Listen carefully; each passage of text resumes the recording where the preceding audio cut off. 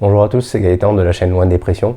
Aujourd'hui, on va parler de perfectionnisme. On va voir à quel point les hypersensibles peuvent être concernés par ce phénomène.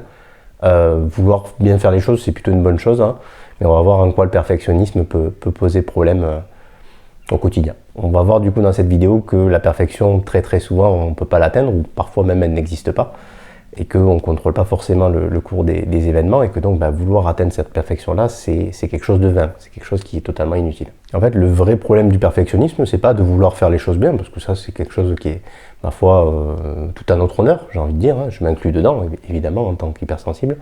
Vouloir bien faire les choses et faire au mieux, c'est tout à notre honneur. Le problème du perfectionnisme, c'est quand il devient culpabilité, et quand il devient auto-sabotage. Je m'explique. Le fait d'être perfectionniste, de vouloir faire les choses parfaitement, ça accompagne souvent d'une espèce de pression qu'on se met ou qu'on met parfois aux autres. Les mots qui traduisent le mieux ça, c'est il faut que j'y arrive, je dois faire ça, etc. Une espèce de pression qu'on se met pour réussir ce qu'on voudrait atteindre, avec derrière un processus de culpabilité si jamais on n'y arrive pas. Donc ce qui pose souci avec le perfectionnisme, c'est justement cette dimension où on vient en fait se saboter et se culpabiliser derrière si jamais on n'y arrive pas. Alors pourquoi on peut être perfectionniste comme ça, d'où ça vient? Souvent ça vient aussi de l'éducation qu'on a pu recevoir, qu'on a reçue de notre famille, de nos parents, etc. Si effectivement le repère c'était de faire toujours mieux, d'essayer de se dépasser, etc. et qu'on nous a mis en tête ce genre d'injonction, c'est quelque chose qu'on a pleinement intégré dans son fonctionnement et qu'on continue à appliquer à soi-même, et même parfois à son entourage, à ses enfants, etc. sans forcément en avoir conscience. Comme je disais en introduction, le truc avec le perfectionnisme, c'est que malheureusement, on atteint rarement cette perfection. Ce qu'on va préférer, et on va le voir dans cette vidéo, c'est le fait d'essayer de faire de son mieux et d'essayer d'atteindre les objectifs qu'on s'est fixés, de se fixer du coup des objectifs, je dirais, raisonnables et atteignables, pour faire en sorte du coup de ne pas perdre son estime de soi dès qu'on n'atteint pas cette perfection. Parce que le problème aussi de cette perfection, c'est que finalement, à partir du moment où on a une faible estime de soi, et qu'on ne parvient pas à atteindre les choses qu'on pense normales, ça conduit à se dévaloriser soi-même, à se dire que finalement on est nul, qu'il faut qu'on arrive à tel truc, que je dois arriver à telle chose, etc. La culpabilité dont je parlais tout à l'heure, et du coup on rentre dans ce cycle infernal de sabotage. Le truc avec le perfectionnisme, c'est que souvent ça nous pousse à procrastiner. C'est-à-dire quelquefois on attend en fait le moment idéal pour faire les choses, on attend que tout soit parfait. Quelquefois aussi par peur d'échouer, par peur de se tromper, on repousse le moment où on va faire. Et du coup, c'est en ça que le perfectionnisme aussi, il sabote. Pour préciser mon point du début, c'est qu'effectivement, à partir du moment où il nous pousse à procrastiner, et donc à ne pas faire, du coup, il devient nocif. On devrait plutôt essayer, autant que possible, de faire les choses en oubliant l'idée de toute façon qu'elles seront parfaites, parce que de toute façon, mais elles ne le seront pas. Et c'est normal, en fait. Voilà. Il faut apprendre effectivement et accepter le fait que ce ne soit pas parfait. J'ai déjà donné cet exemple-là en vidéo, mais si vous reprenez mes premières vidéos sur la chaîne Loin de Dépression, elles sont évidemment toujours pas parfaites, mais elles sont mieux que ce que c'était au début, et c'est normal. Et si j'avais entendu qu'elles soient bien pour pouvoir faire des vidéos, concrètement, j'en aurais jamais fait.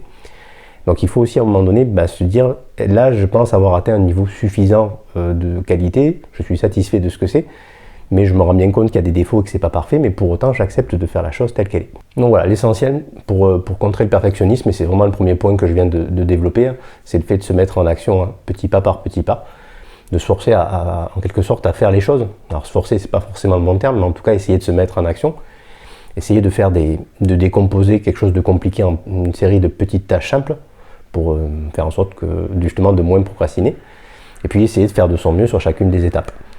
Si notre projet, par exemple, à long terme, c'est, j'en sais rien, perdre du poids, petit à petit, c'est par des petites actions quotidiennes et régulières qu'on va y arriver. C'est pas en faisant, bien sûr, une grande action d'un coup qu'on perd miraculeusement du poids.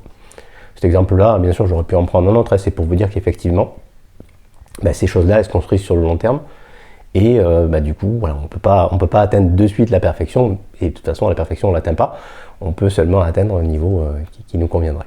Et puis on est obligé de faire petit pas par petit pas, parce que forcément notre forme, notre niveau de fatigue, etc. c'est pas le même suivant les jours. Vous l'avez sans doute constaté, il y a des jours où vous êtes plus en forme que d'autres, ce qui est normal. Vous avez des jours où globalement vous avez la forme, etc. Et donc ce jour-là, vous pourrez peut-être en faire un peu plus que les jours où vous serez moins en forme. Et c'est quelque chose de normal, voilà. Parce que ça se compense suivant les jours, etc. Donc gardez à l'esprit que le projet que vous pourriez avoir, quel que soit le domaine, c'est quelque chose de long terme, ça se construit jour par jour. Et l'essentiel, c'est d'en faire, je dirais, un petit peu régulièrement pour avancer sur ce chemin-là. Et ne pas se culpabiliser du coup les jours où effectivement c'est compliqué. Et c'est justement le deuxième point de cette vidéo. Donc la deuxième clé, c'est effectivement de ne pas culpabiliser les jours justement où on procrastine, les jours où effectivement on est un petit peu moins en forme, où on arrive moins à faire les choses que l'on voudrait, hein, où on n'atteint pas le niveau qu'on voudrait. Donc cette culpabilité-là qui nous fait dire qu'effectivement il faut que je fasse tel truc, je dois faire tel truc, c'est quelque chose qui forcément vient un petit peu, en termes de confiance en soi, nous rabaisser un petit peu. Donc c'est effectivement quelque chose à éviter autant que possible, même si effectivement c'est un réflexe qu'on est beaucoup à avoir. Mais vous n'avez pas en tout cas à vous sentir coupable d'être moins bien une journée parce que c'est quelque chose de normal. Et à un moment donné d'avoir procrastiné, parce que c'est quelque chose d'humain aussi. En gardant en tête le fait que c'est à long terme que ça se joue, finalement on peut relativiser les jours où effectivement on a moins bien réussi que ce qu'on voudrait, en se disant cet objectif-là, de toute façon, c'est un objectif long terme. Pour reprendre mon exemple, qui vaut ce qui vaut, bien entendu, hein, de la perte de poids, oui, c'est pas parce qu'un jour on a mangé un repas un peu plus gras que le repas suivant, on ne peut pas compenser en mangeant davantage de légumes, ou si on a raté une séance de sport, qu'on ne puisse pas la reporter à un autre jour. Mais en tout cas, voilà, c'est pas parce qu'on a raté à un moment donné qu'on ne peut pas, sur le long terme, rattraper les choses. Donc ce côté, il faut que ce soit parfait, il faut que je réussisse tous les jours et tout ça, il faut se le sortir de l'esprit et se dire, en fait, c'est du long terme et je fais de mon mieux pour y arriver. Et ce qui va vous aider justement pour essayer de sortir de ce perfectionnisme, c'est la troisième clé, c'est essayer de lâcher prise. Alors, lâcher prise, c'est toujours un grand mot, hein, toujours quelque chose qui revient en termes d'injonction. Souvent on dit aux gens qu'il faut lâcher prise, etc., sans expliquer comment ni pourquoi. Le lâcher prise, c'est surtout en fait sortir des comparaisons, sortir totalement des comparaisons avec les autres et puis se centrer sur soi. En fait, les comparaisons, elles sont pas pertinentes. Alors, elles sont déjà pas pertinentes pour les personnes qui sont pas hypersensibles, hein, parce que chacun est unique et se comparer aux autres n'a pas de sens puisqu'on n'a pas tous le même rythme, pardon. Mais pour des personnes qui sont sensibles, voire hypersensibles, ça a encore moins de sens. Parce qu'on se compare à des gens qui sont pas hypersensibles, qui sont différents de nous en termes de fonctionnement, qui vivent pas la même intensité émotionnelle, qui n'ont pas la même réaction aux stimulations au niveau des sens, etc. Et donc fait qu'on se fatigue plus vite que les autres.